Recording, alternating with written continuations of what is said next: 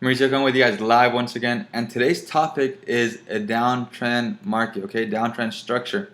So one thing we have to take in consideration is that I am on the H4 time frame, okay. I'm looking at the H4 time frame due to the fact that it takes off all the noise, and this is the overall direction that I'm looking at in the market, okay. We can actually see that the market has been creating higher lows, okay. This right here is a higher low. It came back down, it created a lower low, and then it created a lower high, okay. So now that it created a lower high, we are now looking at a downtrend market. We are seeing that the market is now creating lower lows, lower highs, lower lows, and lower highs, and so on, okay. So one thing you want to identify is you want to be able to name all these areas, name the structure, okay. So that way you won't be getting confused. Am I on an uptrend or am I a downtrend?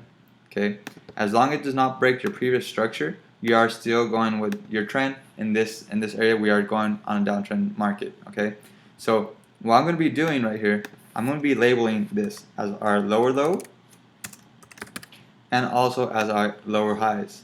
Okay, so lower lows and lower highs.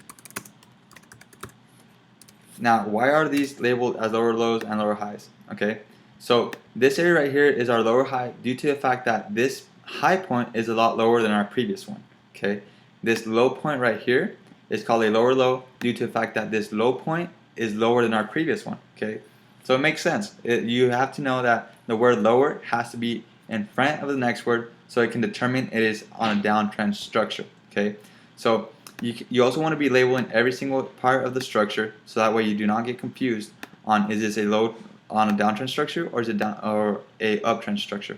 Okay, so what you guys can see, I labeled my structure, I labeled my lower highs and my lower lows so that way I can identify if I am on a downtrend structure or on an uptrend structure.